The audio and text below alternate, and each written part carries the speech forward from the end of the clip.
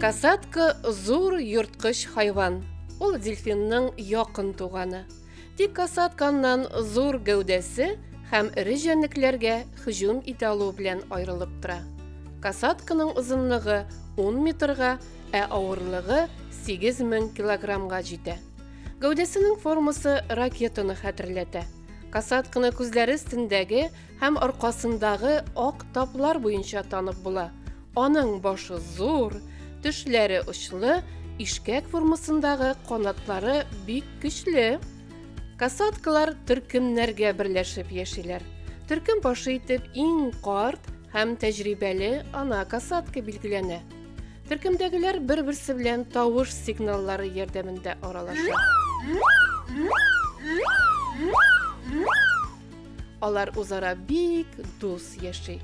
Хәтта башка төркемдәге касаткаларны күргәч тә куаналар, сикереп алалар.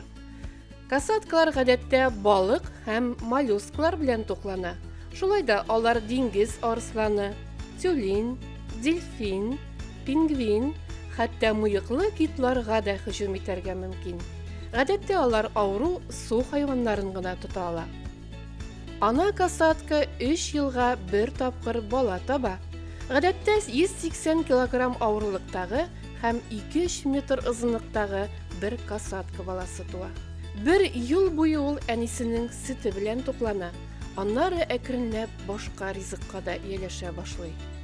Касатка гадәттә 60 яшькә кадәр яши. Ә менә бу су хайванының иң картына 90 яшь. Бүгенге көндә дөньяда 52 000 касатка бар.